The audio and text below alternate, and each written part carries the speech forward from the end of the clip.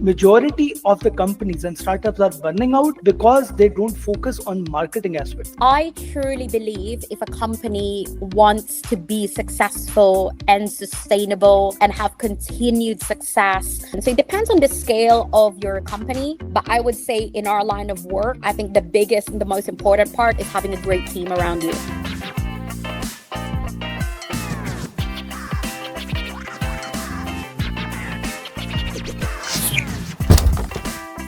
Ever met someone who sees opportunity where others see obstacles?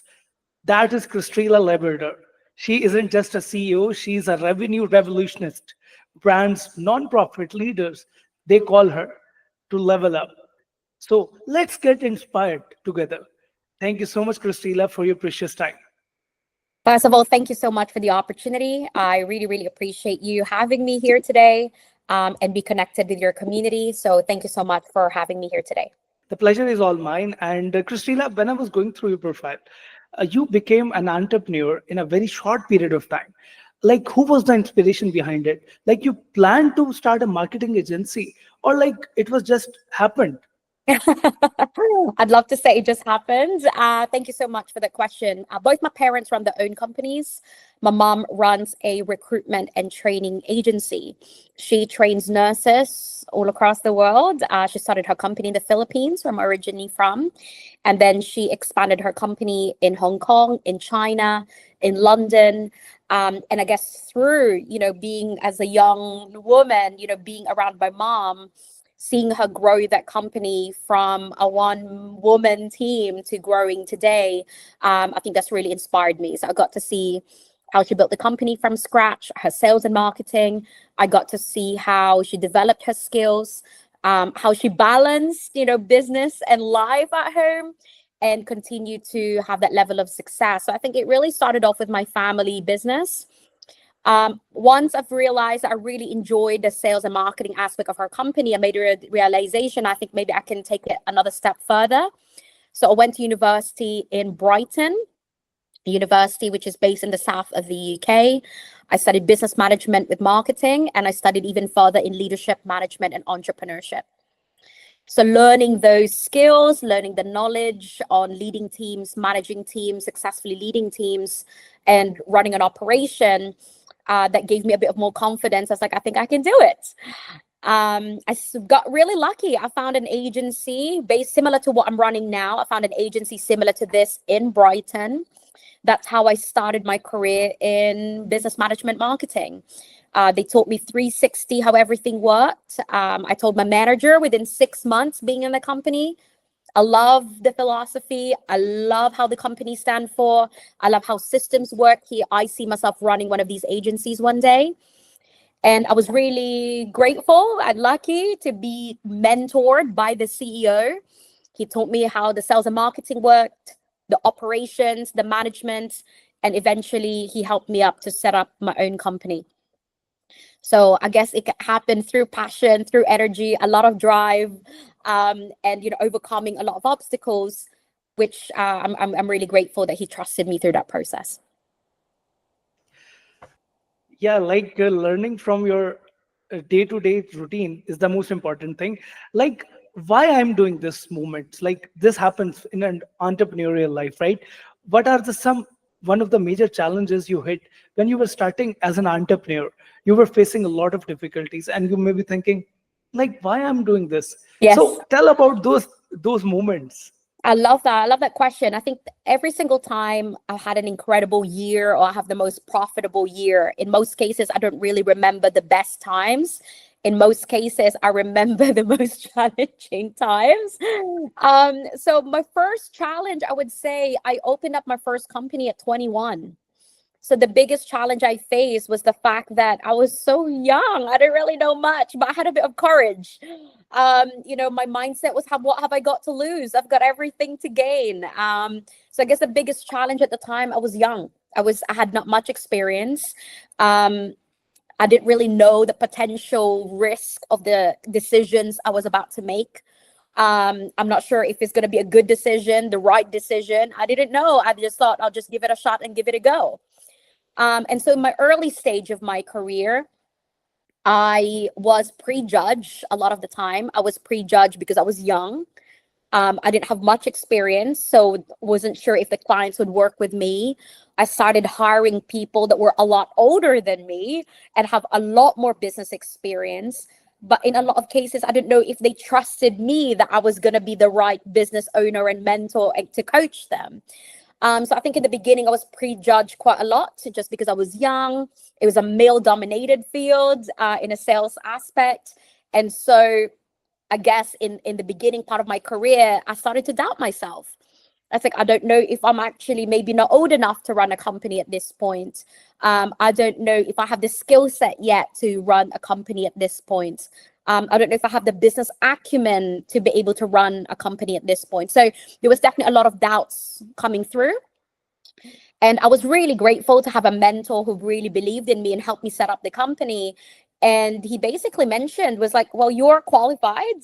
We trusted you to open this. You've proven a track record of success, being in his company.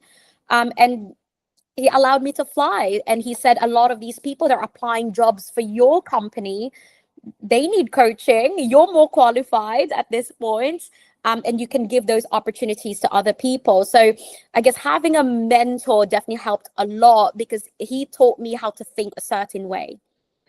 I would say another biggest challenge we faced was I would probably say is the lockdowns. We didn't really know how to face a pandemic. None of my business coaches has experienced a pandemic before. So no one else I could have asked or network. There was no business mastermind could have given me the right answer on how to run a company in the middle of a pandemic. But I was really grateful to be surrounded by a team that, yes, we're facing a challenge. Yes, it's not going to be easy for the first couple months until we figure out what we're doing. But I'm really grateful that they trusted the vision. They trusted that if we put the same effort, more collaboration, more innovation, that we can go past this challenge. So I guess the biggest challenge was uncertainty. We didn't know where we were going. We didn't know what clients are going to stay with us. I'm not sure. We specialize in face-to-face sales and marketing. All face-to-face marketing was banned. How am I going to pay my team? How are they going to go past through the pandemic? I don't know how the company is going to go. Our bills are still running. How am I going to pay for my, insurance, our business insurance, our rent? So there was a lot of pressures that happened at that point. But I think if I go back now, I am so grateful that we were so open to pivoting. We're open to learn something different, try something different, learn a new project, a new system, which allowed us to pivot in the pandemic. We came out of that pandemic a lot better and a lot stronger. We won 6 major awards within the sector a year after a pandemic. And I'm really grateful that the team have trusted our decisions and our leadership during that time. Like every ending opens a door of a new beginning. And I was about to ask this question because you won 6 international awards. We will talk about later on, but I think your journey is very inspiring for all of us. In 2025, things are changing very fast. Like what is working right now maybe not be working in upcoming few weeks because we are living in a digital era. So Correct. when it comes to rising revenue for brands, what are the main strategies they can follow? That's a really good question. So it depends on the scale of your company. But I would say in our line of work, I think the biggest and the most important part is having a great team around you. I've made mistakes of hiring teams that may not, matching the same values as we have, just because they were experienced, because they had a lot of knowledge, because their CV looked really good. But I think my hiring process and my hiring strategy today is a lot different to what it was on my first year running a business. And what I normally look out for when someone is, to be part of a great team, I definitely look out for that working habits. What I mean by that is I want to see if the person is reliable, their time management, their timekeeping.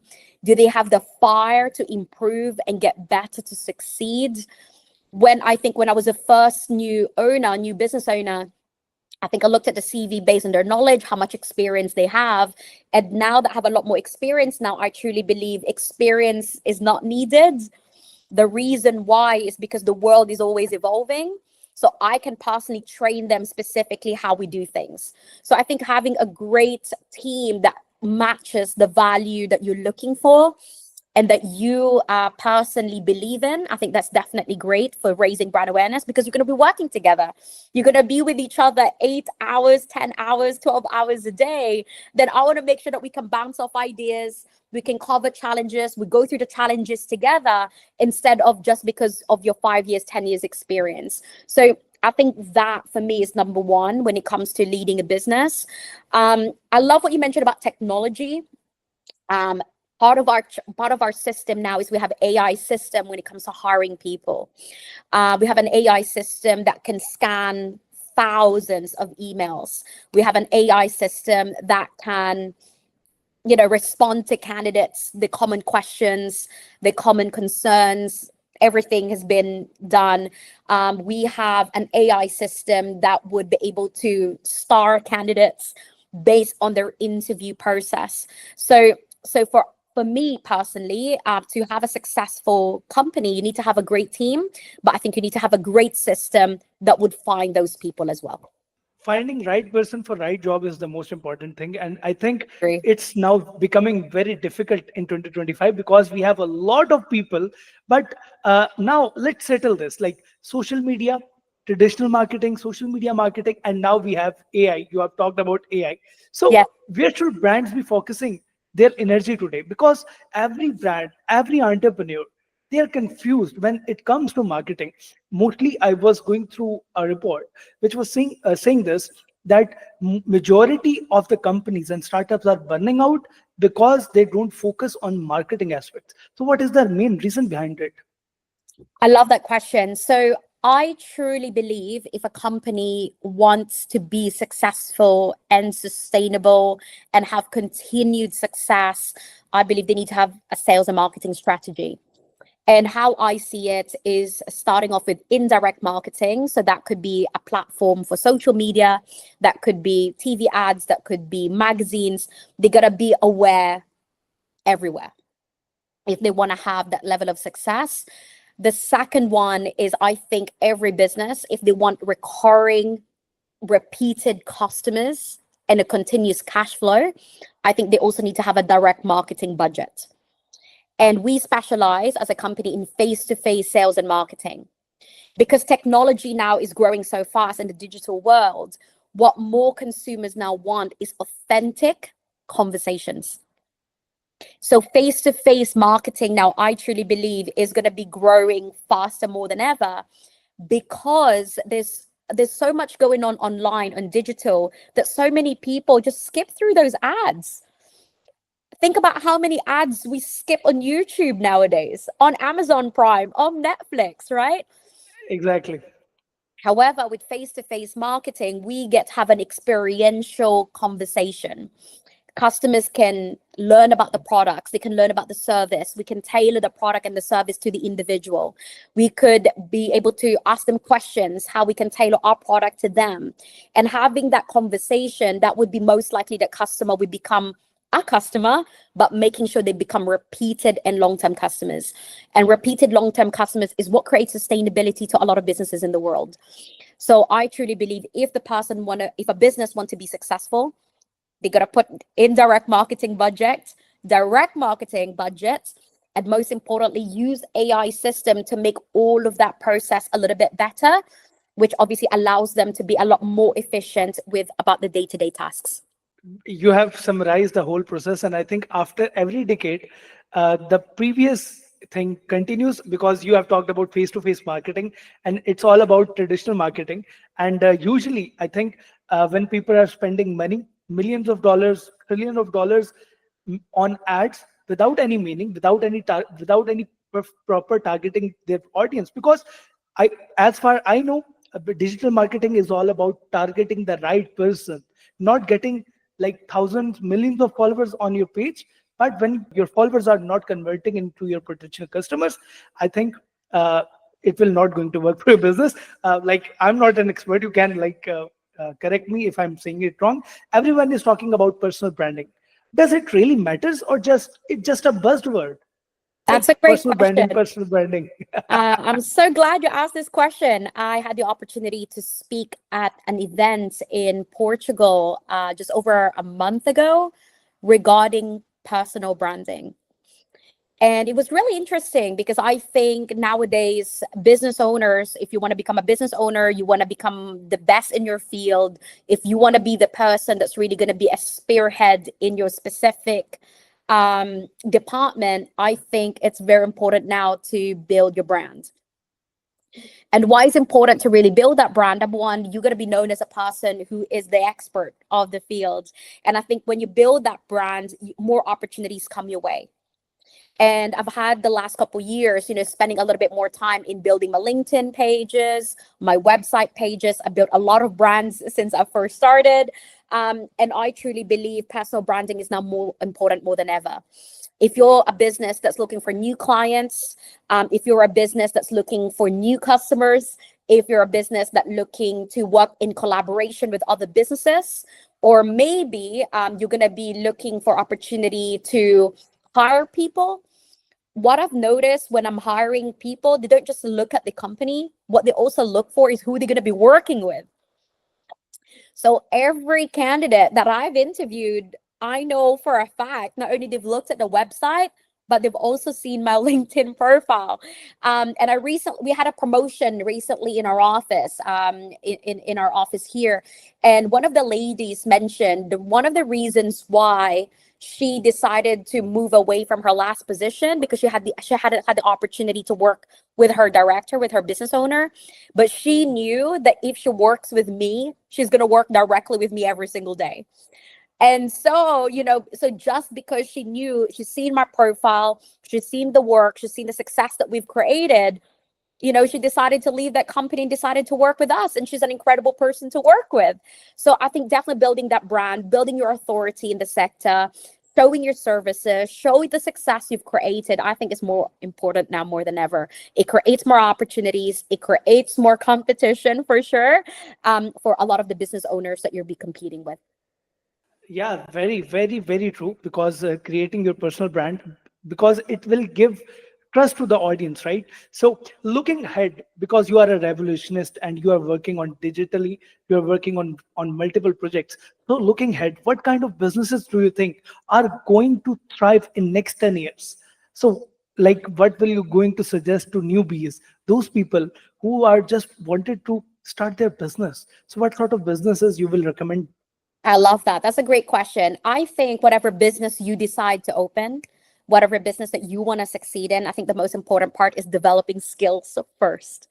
I think if you want to be great in running a business, I think you need to learn sales and marketing. I think that's an important skills to learn. Without that skill level, you wouldn't have the opportunity to raise revenue, drive profitability with the business. So I think that's probably one of the most important skills. I wouldn't suggest a business owner to open a company if they're not confident in sales. Because when challenges arise, if the person is not confident in acquiring customers, then I'm not sure how sustainable and how long term that business will be. And in a lot of cases, when challenges happened in our company, I had to go out there and learn the sales again. And I wasn't afraid to go back to scratch. I wasn't afraid to pitch customers and clients again to raise the revenue that we needed. So I think number one is sales and marketing. I think that's an incredible skill to learn. Number two, I would say the next skill that you need to learn is leadership skills when it comes to mentoring people, coaching people, developing the mindset and the vision to the next generation. I think that is so important. And I believe if you develop leadership skills, taking care of your team, being the best example, set the standards, what's needed in that specific role. If you learn sales, you learn leadership, and you develop your management skills, in the ability to create departments, to be able to delegate great people, find the right people within those departments. If you develop that skill set, I think you'll be great in any business you decide to run. Even I don't think it's this a specific industry. I think what I definitely look out for is skill set. So if the person, let's say, makes a candle making business, it doesn't matter how great the candle is. It's the person's ability to drive the products, the services, the experience, the branding, the social media, and the business owner needs to do that. When you're new in running a company, you have to learn how to wear different hats. I think when I first started, I probably wore 10 hats in one day. I was the receptionist, I was the trainer, I was the salesperson, I was the cleaner. I wore all those hats. But as the company started growing, I needed to pass on that knowledge to somebody else, right? And that's where you get to really scale the business on a six-figure income and a seven-figure income. So I think when somebody's starting out, master the skills, learn it inside out, be the best at that so you can pass that information to somebody else. I'm totally enjoying your conversation, and I think for entrepreneurs, it's the most important thing wearing hats. And I have driven this question from your previous conversation. It was not a part of our discussion, but I want you, because you have talked about leadership, you have talked about responsibilities, taking responsibilities as an entrepreneur. It's the most important thing. We are 90s kids, late 90s kids, and we always had that passion to learn new things. But when I see new generation, so-called generation Z, they are like, they are very, they want everything instantly. They want success, they want money, they want to be billionaire and overnight. So Great. what sort of potential you see in upcoming generation, like they can be successful in terms of money or in terms of leadership, because they don't have patience. Mm-hmm. Absolutely, yes. I have trained actually a lot of people that are Gen Z. There's definitely a lot different to the So what millennial. was how was the experience dealing with them?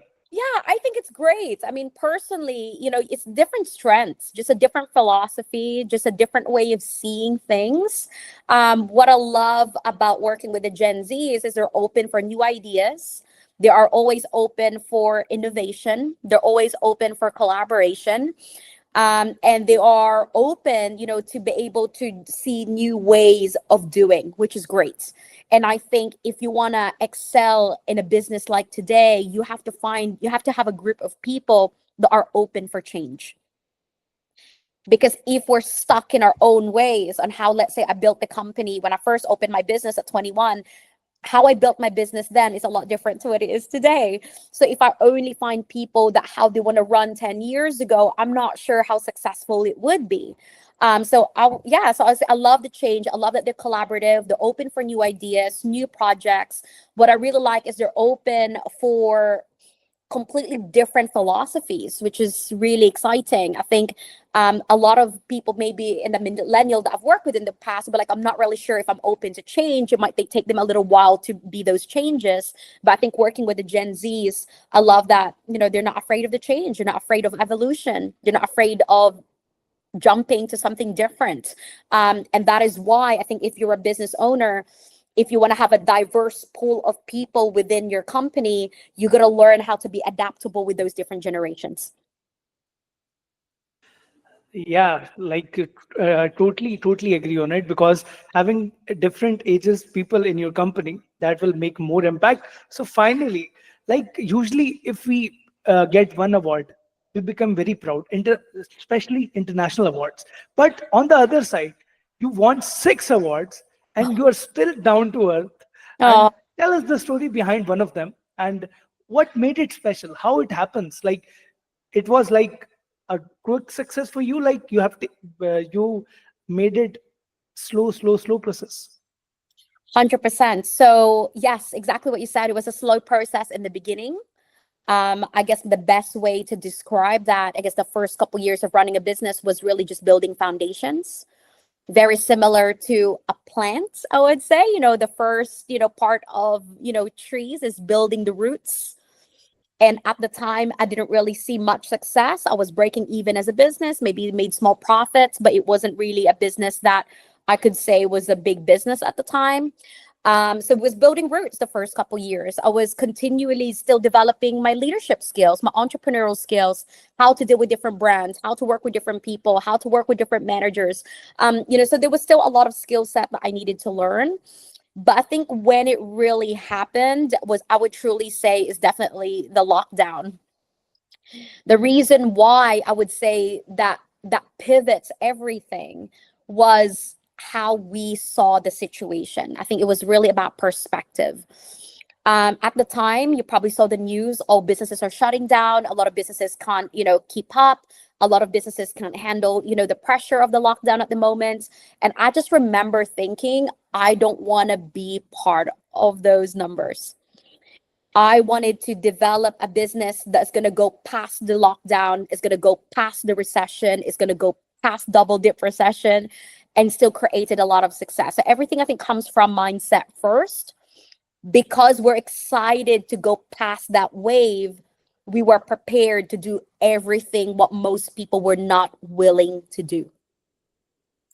So during the lockdown, when in the UK at the time, a lot of panic. Oh goodness, what are we doing? I just remember thinking to the team, we're going to focus on development. We're going to continue to grow. We're going to continue personally, improve ourselves, our business acumen, our business skills. So we run workshops, we run seminars every single day, regardless of what the news was saying.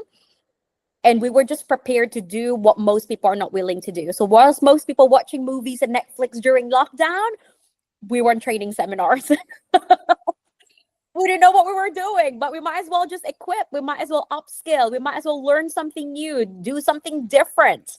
And as soon as lockdown finished, we were so excited to apply everything we've learned during that time, put that into practice, and get more hands-on. And that's when the explosive growth happened.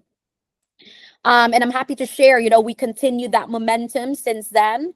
And we're excited about, the next explosion of growth. We're planning to open 10 new offices over the next 12 months. We're excited to, move with more clients that we can work with. And we're excited about the new talent that we have in the company at the moment.